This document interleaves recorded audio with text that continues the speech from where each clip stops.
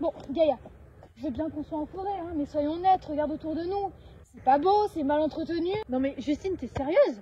Je veux dire, regarde, profite de cette nature luxuriante. Cet été, tout va mourir. Oui, comme l'été dernier, l'été encore d'avant. Ça me concerne pas vraiment, hein. Mais tu es si inculte que ça te concerne toi, moi et toute la planète entière. Je vois vraiment pas où tu veux en venir. Oh, viens là. Ok.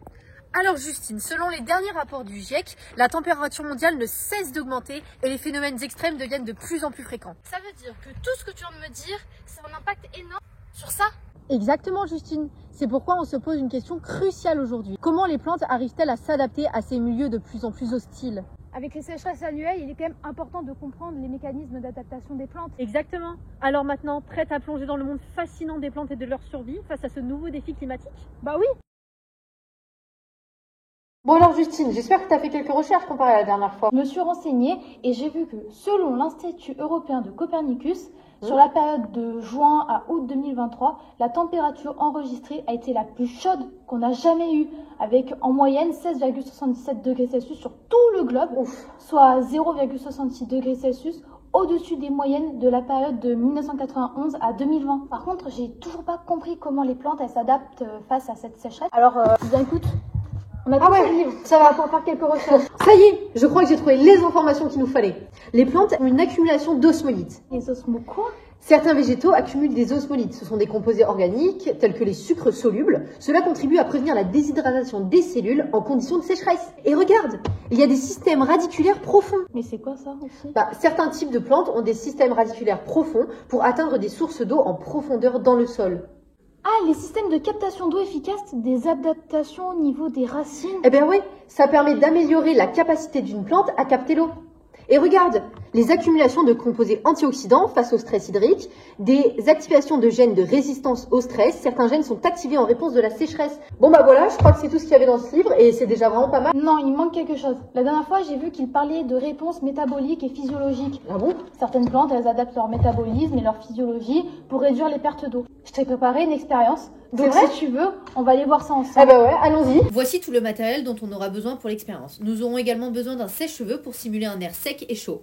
Nous faisons l'empreinte d'épiderme sur la face inférieure de deux feuilles différentes. L'une des feuilles va subir un stress hydrique et l'autre ne sera pas affectée par ce facteur. Enfin, lorsque le vernis est sec, nous pouvons disposer les deux empreintes d'épiderme sur deux lames différentes et observer au microscope. Et tu vois ces petites ouvertures là présentes sur la surface inférieure des feuilles des plantes? Eh ben ce sont les stomates. Et voilà ce qu'on observe. Alors pour la plante ayant subi un stress hydrique, nous voyons que les stomates sont fermés. Et pour la plante n'ayant rien subi, nous voyons que les stomates sont ouverts. Non mais d'accord Justine, mais ça sert à quoi les stomates? Eh bien, en situation de sécheresse, certaines plantes sont adaptées afin de réguler la taille de leurs stomates, donc les fermant partiellement ou totalement, afin de réduire la perte d'eau par transpiration. Mais en quoi la connaissance de ces mécanismes est-elle intéressante? Pourquoi la connaissance des mécanismes d'adaptation des végétaux est-elle intéressante et peut-elle être appliquée dans les projets de restauration d'écosystèmes? Je dirais que pour l'aménageur, ce qui est toujours intéressant, c'est d'essayer de mettre en place des végétaux qui ont le plus de chances de survivre et surtout de se développer dans les projets que l'on crée. Donc chaque milieu va correspondre à un certain type de végétaux qui peuvent s'adapter. Et c'est vrai qu'actuellement, on recherche forcément des végétaux qui vont être capables de s'adapter au changement climatique, c'est-à-dire finalement à des périodes de pluie de plus en plus courtes, des épisodes de chaleur de plus en plus fréquents et intenses, mais toujours des possibilités aussi de coups de froid de temps en temps. Et puis on a des sites aussi qui peuvent être parfois extrêmement secs en été et puis devenir extrêmement humides en hiver, et donc là on va chercher des végétaux qui sont plus flexibles. Actuellement, effectivement, on est à la recherche de végétaux qui présentent de nombreuses caractéristiques, à savoir qu'ils ne soient pas invasifs, qui puissent résister à la chaleur, à la sécheresse, qui soient capables de résister à des conditions un peu plus humides. Donc la difficulté, c'est effectivement de trouver ces végétaux, donc déjà de savoir qu'est-ce qu'on pourrait mettre, et puis ensuite de les trouver chez nos fournisseurs. Donc là, il y a effectivement encore pas mal de progrès à faire entre le monde de la recherche, les pépiniéristes qui vont mettre en culture ces végétaux, et puis ensuite les collectivités ou les paysagistes qui vont les prescrire et les mettre en œuvre dans les projets.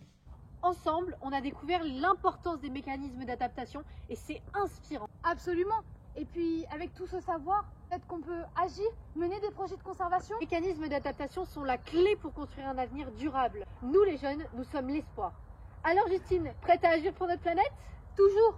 Maintenir le changement climatique en dessous de 1,5 degré ne doit plus être un vague objectif, mais bel et bien une priorité.